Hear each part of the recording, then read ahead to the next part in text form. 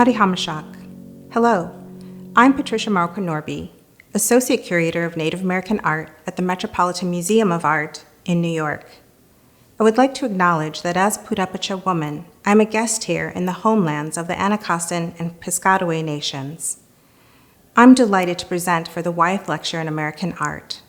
I'm honored to be the first Purépecha person to speak in this lecture series, and to be included among such esteemed colleagues who have previously shared their outstanding scholarship and interpretations of American art. I would like to thank Center's Dean Stephen Nelson for this opportunity. I would also like to express my sincere gratitude to Center's Associate Dean Peter Lukehart, Communications Coordinator Jen Rakowski, and Natalie Mesa for their diligence, patience, and support while making this moment happen during a very challenging time in the midst of a pandemic. Also, to the National Gallery of Art Director Kaywin Feldman, as well as the entire Center team, your generous hospitality and care are sincerely appreciated. It seems fitting to present here in Washington, D.C. at the National Gallery of Art, an institution with a strong dedication to, as well as complex history with American art. This city holds special meaning for me both personally and professionally. It was here nearly 20 years ago that I began my museum career, just a few blocks away, at the Smithsonian Institution's National Museum of the American Indian in 2003. At that time, museum construction on the National Mall had recently broke ground, and I had the honor of working under leadership of NMAI's founding director, Rick West Jr., alongside distinguished mentors and colleagues, including Truman Lowe, Paul Chad Smith, Jolene Rickard, Gabby Tyack, Jim Pepper Henry, Rebecca Troutman, and Bruce Bernstein. As a young member of NMAI's early curatorial research team, I contributed to the inaugural Our Lives exhibition and shadowed curators and other staff in the early development of the George Morrison and Allen Hauser exhibition. What I remember about that time was the palpable excitement of being surrounded by so many Indigenous colleagues from diverse sovereign nations who, together, shared in the challenging but rewarding work of presenting Native American art, culture, and history from an Indigenous perspective.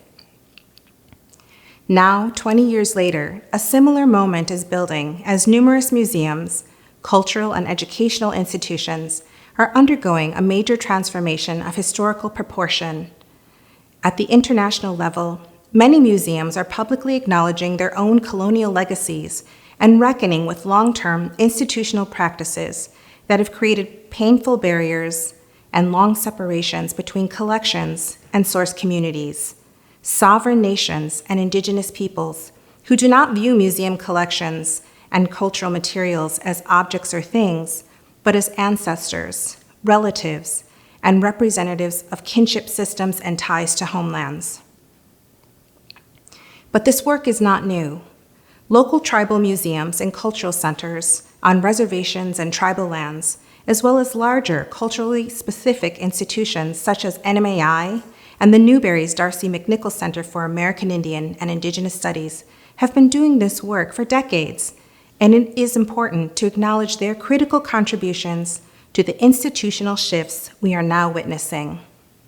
For this talk, I will share about my long-term scholarly work and its relevance to my curatorial approach, as well as current and upcoming changes at the Met, including Art of Native America, the Charles and Valerie Diker collection, which debuted in 2018 and is now officially a permanent installation in the American Wing's Irving and Joyce Wolfe Gallery. These important, timely changes both affirm and foreground Indigenous experiences and voices in the Met's exhibitions, collections, and programs, and are grounded by collaboration and relationship building with source communities, a practice which has always been a priority in my museum leadership, curatorial work, and fine art scholarship. For instance, without the voices of Pueblo, Abiquiu, and Hispano communities of northern New Mexico, my current book project, Water, Bones, and Bombs, 20th Century Art and Environmental Conflicts in the Southwest, would not be possible.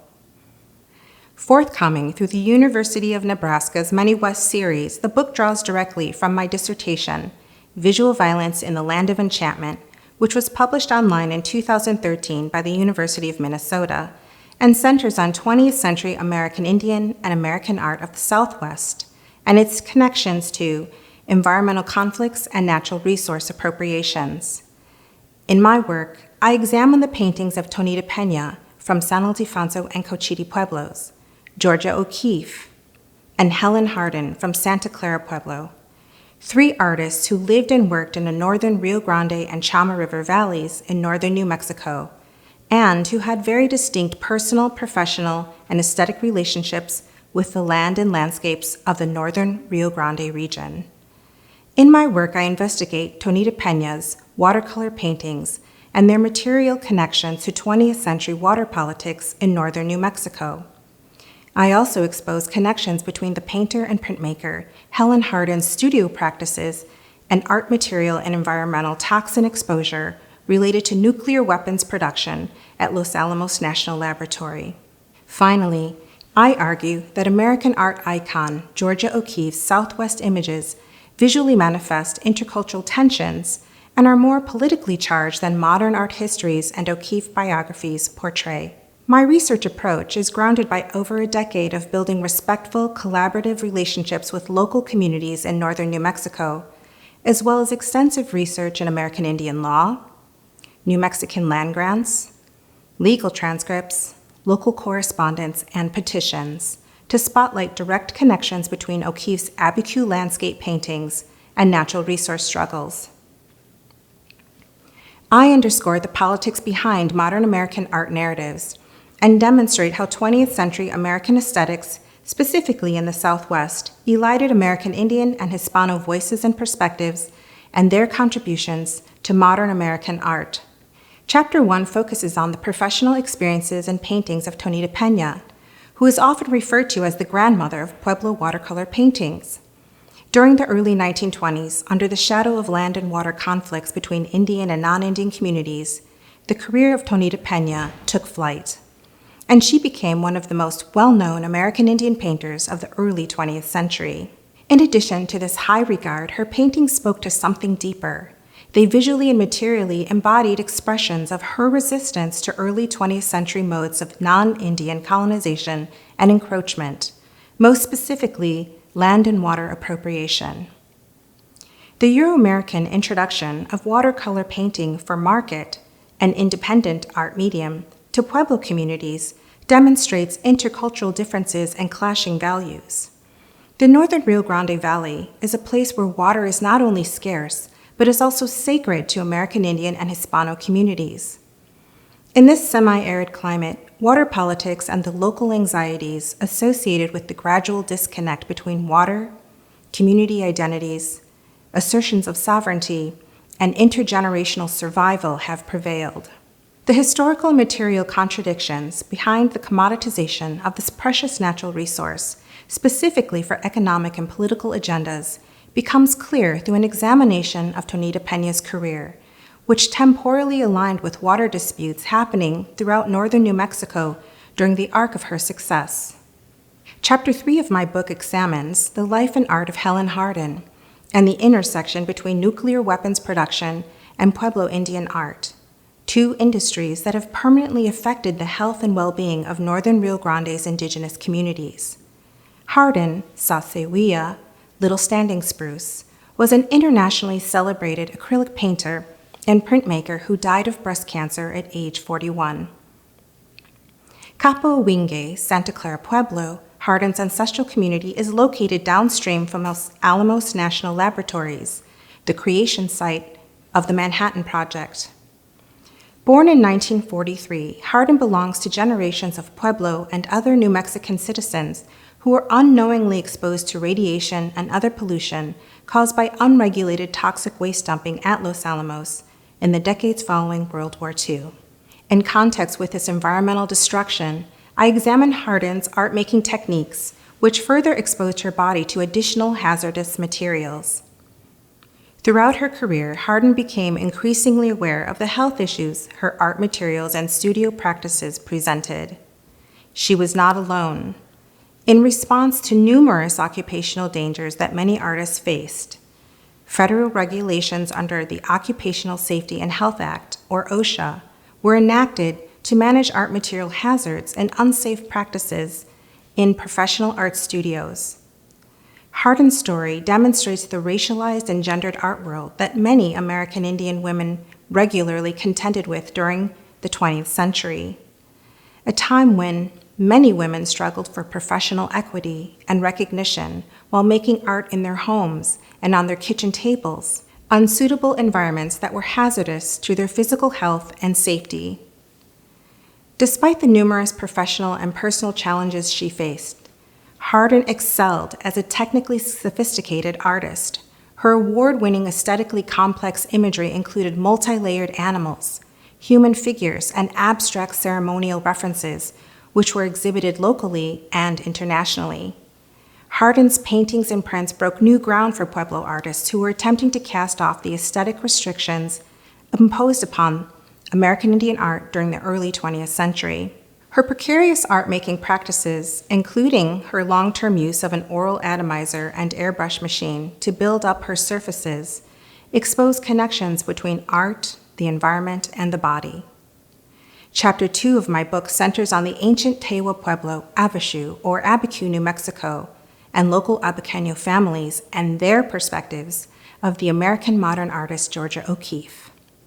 Abiquiu, New Mexico is located on the northern path of the historic Spanish Trail along the Rio Chama River, approximately 25 miles north of Santa Fe, and was a very active military and trading center during Spanish, Mexican, and U.S. occupational periods. In 1850, a Southern Ute agency was established at Abiquiu and served both the Ute and Hickory Apache until 1882.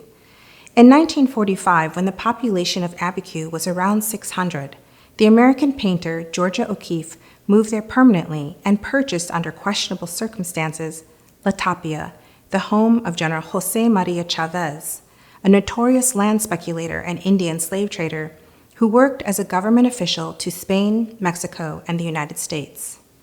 Between 1945 and 49, O'Keeffe and her friend and professional associate, Maria Chabot, reconstructed La Tapia, which was once used as an Indian prison. According to correspondence between O'Keeffe and Chabot from March 1946, one of the prison cells, or Ute room, located in the house, was originally windowless with a large wooden door that bolted from the outside. During renovations, a window was installed in the cell's outer wall. The space was then renamed the Indian Room and included a dining area. Local citizens hinted to the artist and to Chabot about the property's dark history. At the time of O'Keeffe's purchase, sections of the neglected adobe were crumbling and the yard was being used communally for gardening and as a livestock shelter, an approach which respected local cultural protocols. According to Abiquiu perspectives, this ongoing use of the land secured the 3 acres as Abiquiu communal property and honored the Abiquiu land grants of 1754 and 1894. Despite this legal history, for nearly a decade, O'Keeffe diligently negotiated a buy through the local Catholic Church, a purchase which involved a $4,000 tax-deductible gift to the Archbishop Edwin Byrne, and dismissed the original land grants. O'Keeffe, however, would eventually have to face the citizens of Abiquiu, people who she initially offended and who served on the local land grant board. The artist had to negotiate for water use, rock for her stone wall, and for the legal deed of her property line. These early, very awkward interactions would set the tone between O'Keeffe and many of her Abiquiu neighbors for decades. Today, Abiquius convey a sense of dignity when sharing their own American Indian and Hispano histories. Local families will tell you that their Genisaro ancestors lived and died in this desert long before O'Keeffe arrived. Abiquiu citizens identify as the descendants of the original Genisaro community, or children of the Pueblo, Dene, Apache, Ute, Pawnee, and Comanche captives and slaves who were purchased by Spanish and Mexican elite.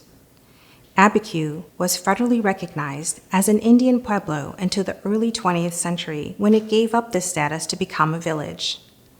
Despite the long-term presence of Abiquiu's indigenous communities, American art historians and O'Keeffe fans have insistently referred to the Abiquiu region as O'Keeffe country. The popular O'Keeffe myth of the isolated desert sage is a myth that has obscured Abiquiu contributions to O'Keeffe's success throughout the entire second half of her career.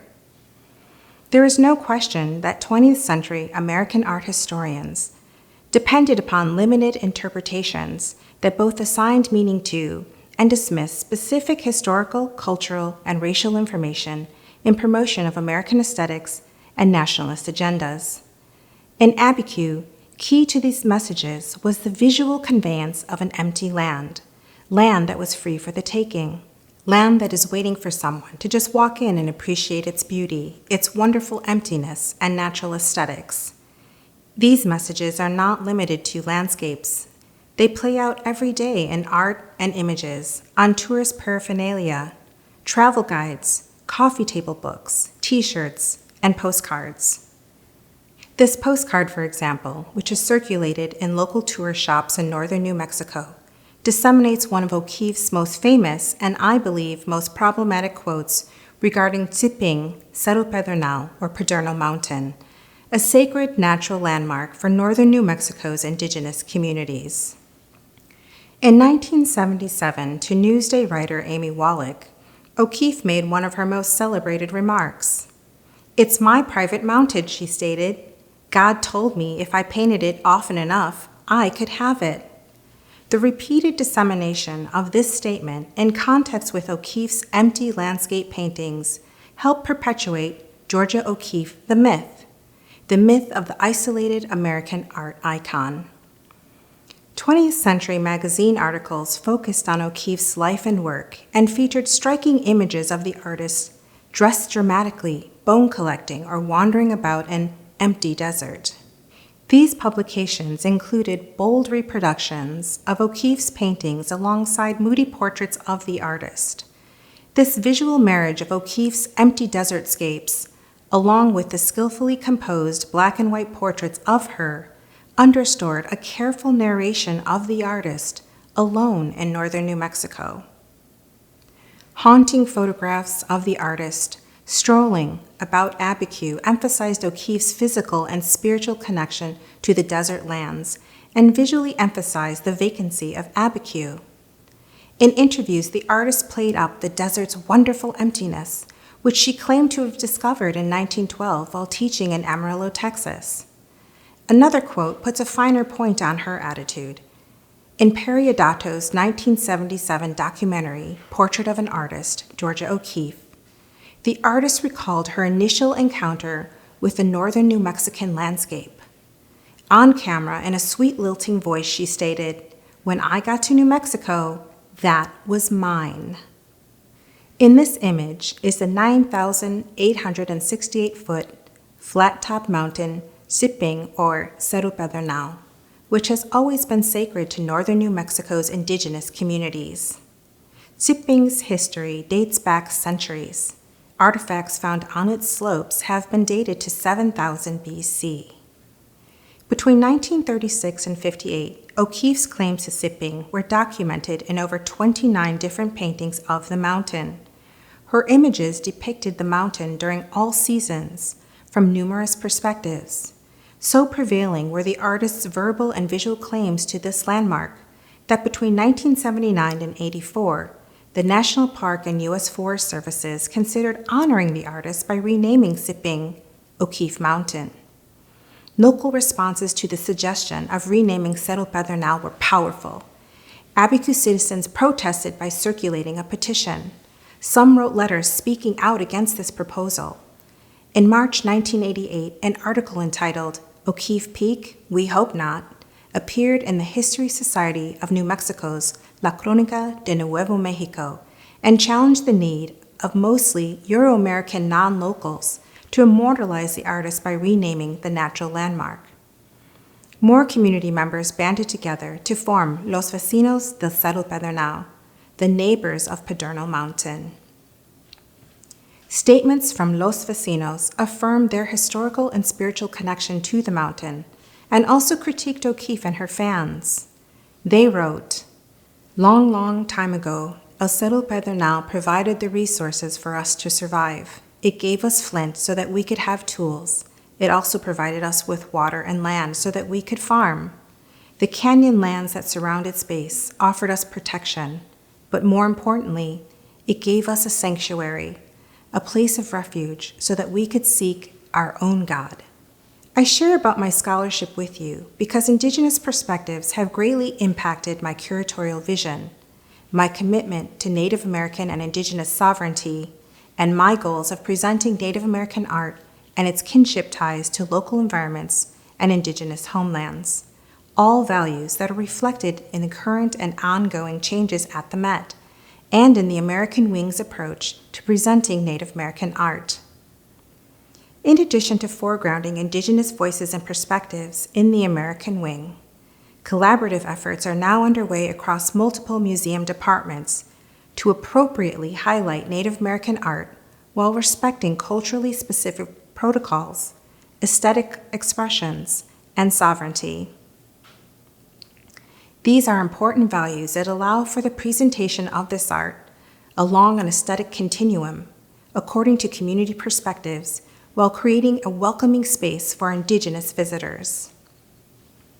One collaboration underway at the Met is the inclusion of multiple Indigenous designers in the Costume Institute's 2022 rotation of In America, a Lexicon of Fashion, curated by Andrew Bolton. This major exhibition coincides with the Costume Institute's 75th anniversary, as well as the annual Met Gala. It celebrates the creativity and originality of diverse designers and cultural identities expressed in their distinct works. This fashion reappraisal not only presents American fashion as diverse and multifaceted, it also is grounded by unique cultural and emotional resonances, as well as historical narratives.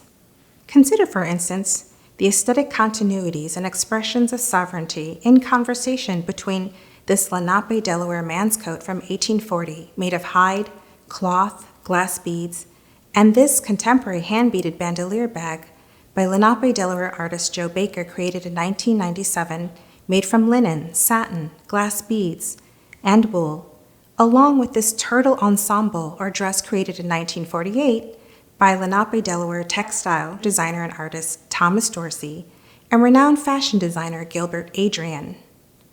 The velvety tanned fringed deerskin on this man's coat and the intricately balanced floral beadwork of the coat and contemporary bandolier bag, as well as the Turtle Island imagery of the dress, all speak to exceptional artistry, design, and technical skill while affirming Lenape cultural identity and sovereignty.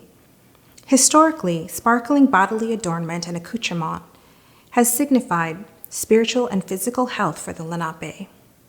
According to artist Joe Baker, by bringing these aesthetic expressions into a contemporary context, each item becomes a type of diary, a material record of the maker's thoughts and good intentions. In this way, they hold memories and meaningful stories, carrying them into the world. Also included in the In America fashion exhibition is this cascade ensemble constructed with Pendleton blankets, styled after Hudson Bay Company blankets, by the Indigenous designer Corina Emmerich, who is of Pulaip descent.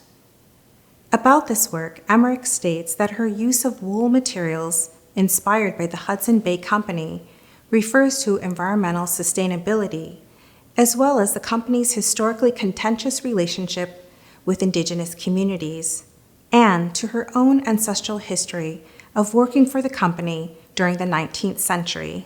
Another collaborative effort taking place between the Met's American Wing and Modern and Contemporary Department is the exhibition and ongoing acquisition of modern through contemporary Native artists. Currently on view in Gallery 924 of the Modern and Contemporary Wing are two paintings by contemporary artists Jean Quick-to-See Smith, enrolled Salish member of the Confederated Salish and Kootenai tribes of the Flathead Reservation, and Kay Walking Stick, who is Cherokee. Curated by Randall Griffey, the painting's August encampment, using oil on canvas, and Genesis Violet Garden, created in 1981 with acrylics, wax, broken seashells, and metallic particles on canvas, speak to family memories, connections to homelands, Indian politics, and creation stories, as well as settler encroachments, violence, and survival. The installation of these two powerful works by two prominent, long-standing leaders of Native American art demonstrates active, stronger representation of contemporary Native American artists and Native American women at the Met.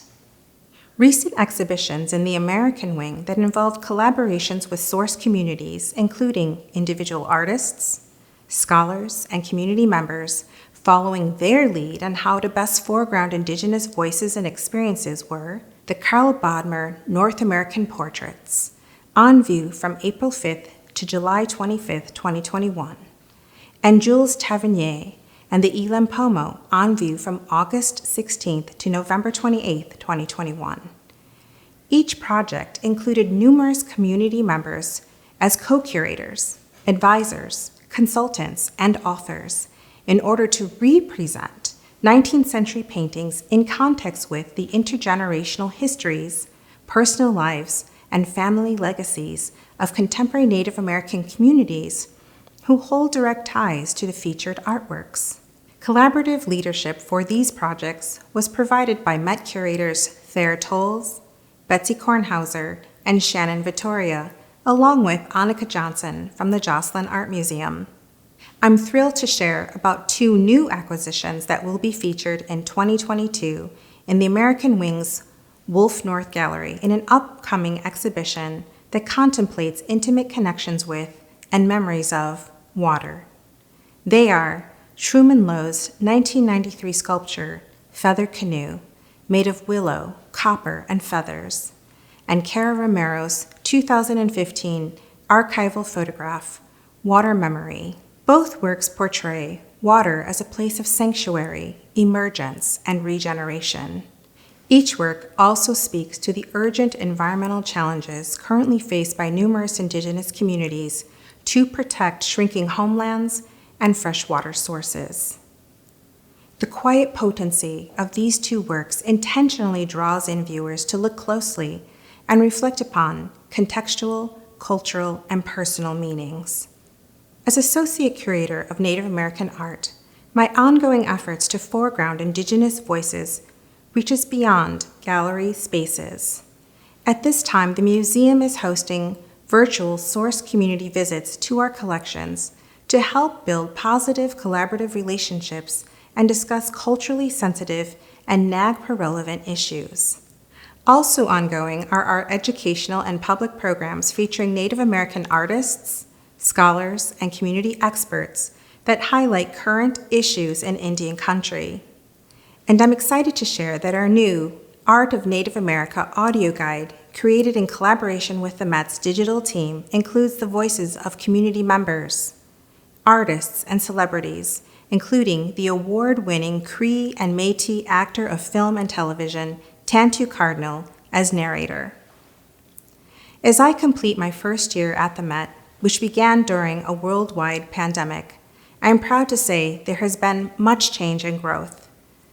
But as we all now know well, change is not always easy, particularly at a 150-year-old institution where many of these practices are new.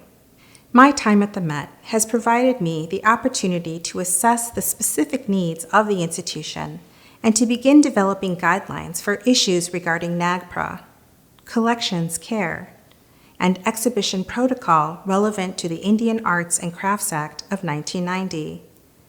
These important measures help my colleagues and I in our efforts to provide a welcoming space for Native American and Indigenous communities. Returning to my opening point, the current wave of change within the Indigenous art and museum world is not sudden. In fact, for many Indigenous peoples, it has been long coming. Put more bluntly, for some of us, it is long overdue. At this time, our world is experiencing a gradual reawakening after more than a year of isolation, illness, violence, and devastation. Across North America, Indigenous communities have experienced the direct impact of and witnessed historically tragic events. Despite incredible loss and many painful challenges, including the very necessary shutdown of reservations, pueblos, tribal lands, and private homes, as communities, Indigenous peoples have remained steadfastly connected to each other, and we use digital portals, words, and images to creatively do so. One might even say that Native American and Indigenous communities boldly seized the moment and became a most powerful virtual presence. In the midst of the COVID pandemic, we Indigenous thinkers and workers moved forward with our creative, educational, cultural, and language programs, all online. We did this out of deep love for our communities, for our younger generations, and for our elders. We did this out of deep need for connection to each other. In other words, we as Indigenous peoples did what we have always done. We relied on our communities and on one another. We did this because deep down we know and have always known that without each other we will not survive. Sovereign Indigenous nations share a common core value of community. The current hiring stream of Indigenous museum practitioners is encouraging and represents multi-generations of established voices, as well as fresh perspectives in the Indigenous art and museum fields that celebrate the rich cultural and artistic diversity of our sovereign communities. As we will see, some curatorial approaches will be familiar and comforting. Others will challenge us to think anew as we confront our own internal biases and need for growth while embracing more inclusive visions for our collective futures. As museum professionals, in this moment of cultural, political, and institutional reckoning, Native American and Indigenous peoples understand that we must rely upon, support, and protect each other along with our ancestral items and knowledge systems. Indigenous art and creative practices have always offered diverse and innovative ways of knowing and understanding the world, unique expressions that are visually and materially realized in established aesthetic systems and community protocols. For our communities, creative production and aesthetics are deeply rooted in the places and regions to which we belong and to all that is good about who we are as Indigenous peoples. This is one way we connect. Our work as museum practitioners reminds us that we carry the hopes and visions of our ancestors, but also that we must engage in ongoing dialogues, cross-cultural collaborations, and continual recentering of our self-determinations and creative practices. We must also question, internalize settler colonial limitations, borders, and boundaries about who we are and how we want to move forward collectively. In my long-term vision, I will not be satisfied until museums at the international level have Native American and Indigenous curators in all wings of their institutions as curators of modern art, contemporary art, European paintings and sculpture, Asian art, African and Latin American art, photography, design, drawings, prints, the list goes on. In my opinion, it is not enough to simply install our artworks into these spaces as stand-ins for Native peoples. We must have active representation in these spaces as well. As diverse and varied as our worldviews may be, one thing the current institutional transformations have powerfully demonstrated is, as Indigenous peoples and communities, we have never given up, and we never will. To close, I would like to read the American Wing's new in-gallery land and water statement installed in March of 2021, which demonstrates the Met's institutional commitment to respectfully recognizing the original Native American and Indigenous communities and their kinship ties to the lands and waters of the New York region and beyond. It reads, "The American Wing acknowledges the sovereign Native American and Indigenous communities dispossessed from the lands and waters of this region. We affirm our intentions for ongoing relationships with contemporary Native American and Indigenous artists and the original communities whose ancestral and aesthetic items we care for. We understand that these items, vibrant expressions of Native sovereignty, identity, and connections to community and family, embody intergenerational and environmental knowledge, including origin stories, languages, songs, dances, and ties to homelands. We commit to pursuing continuous collaborations with Indigenous communities and present Native American art in a manner that is inclusive of Indigenous perspectives, involves guidance from source communities, and creates space for respectful listening and thoughtful dialogue. We will work to advance Indigenous experiences in the Met's exhibitions, collections, and programs. We will strengthen our awareness of historical and contemporary environmental issues in the New York region and throughout North America in order to thoughtfully reckon with our institutional legacy and its impact on the lands, waters, and original peoples of this place, which are and always will be inextricable. Thank you.